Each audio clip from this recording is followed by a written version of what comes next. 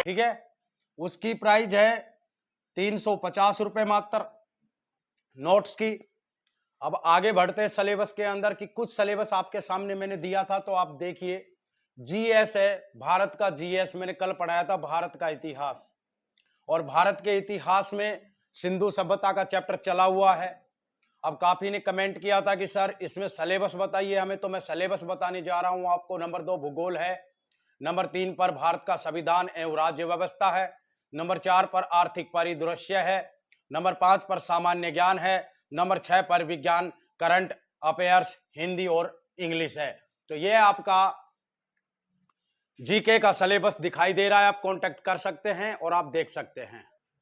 आइए क्लास शुरू करते हैं। सिंधु घाटी सभ्यता भारत की प्राचीनतम सभ्यता मानी जाती है। ये प्राचीनतम सभ्यता है, जो ये भारत की प्राचीनतम सभ्यता मानी जाती है।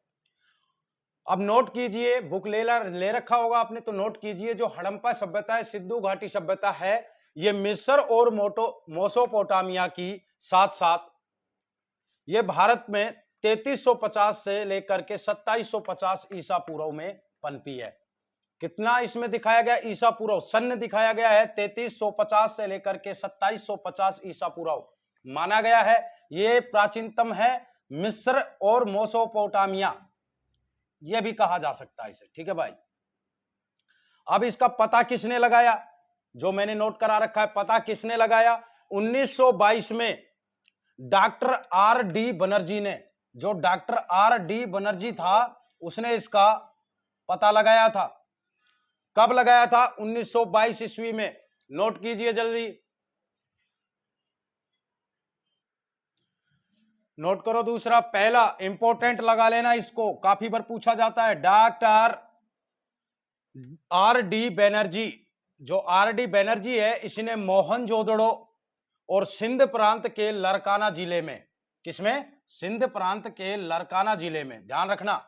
अब आता है दूसरे नंबर पर, क्योंकि ये दोनों एक साथ है, डॉक्टर डी आर साहनी। और डी आर साहनी ने, जो डी आर साहनी है, इसने हड़प्पा पंजाब के, किसमें? हड़प्पा, ये जो हड़प्पा है, हड़प्पा पंजाब के मोंटोगोमरी जिले में खुदाई से पता लगा, ठीक है, खुदाई से पता लगा। नोट करो।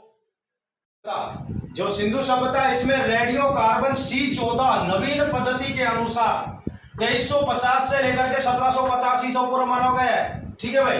और इसकी महत्वपूर्ण विशेषता क्या है? ये जो महत्वपूर्ण विशेषता है, ये नगर नियोजन है। जो समय है वो 2350 से लेकर के 1750 ईसा पूर्व माना गया, और दूसरा समय भी माना गया, वो मैं बाद में बताऊंगा आपको। महत्वपूर्ण विशेषता क्या है यहाँ की? कि मकान जो है, वहां के जो मकान है, वो मकान विधिवत बनाए गए हैं।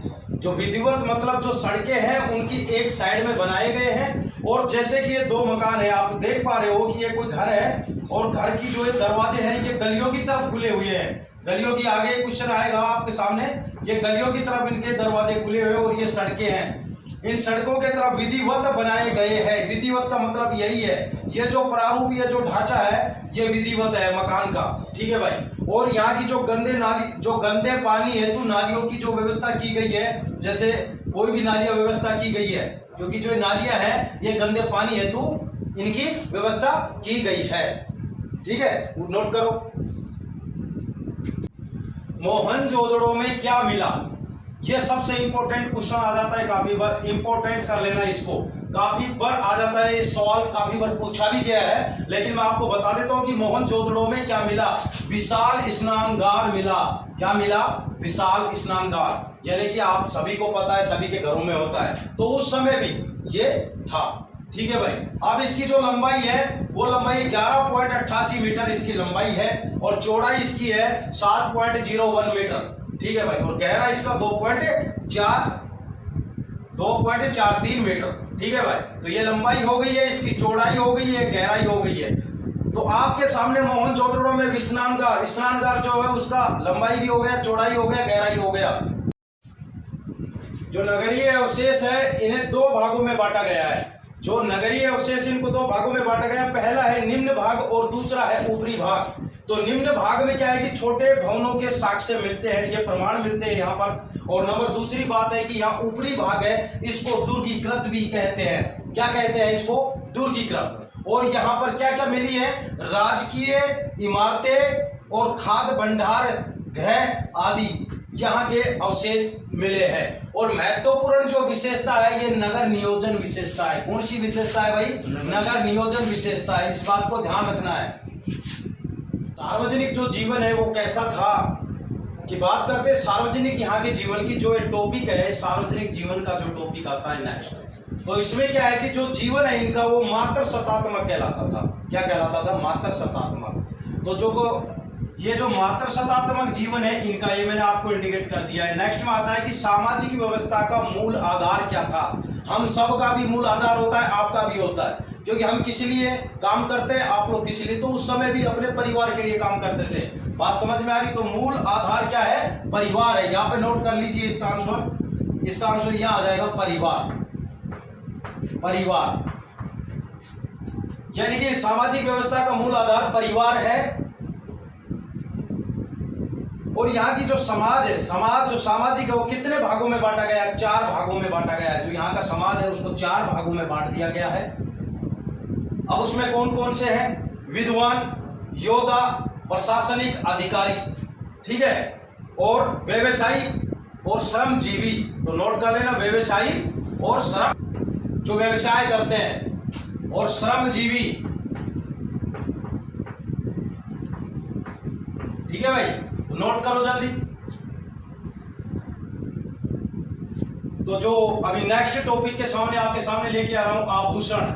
अभी आभूषण में क्या है कि यहाँ के जो आभूषण थे, जो पुरुष थे और स्त्री थी, जो दोनों थे, वो क्या क्या पहनते थे? आपस में समान पहनते थे। जैसे कि देखिए आप यहाँ से सोना, चांदी, हाथी का दांत, सोना, चांदी, हाथी दांत, तांबे एवं सीप आदि से निर्मित आभूषणों का, सीप किससे? एरा सीप, सीप आदि से निर्मित आभूषणों का प्रचलन था। क्या था? प्रचलन।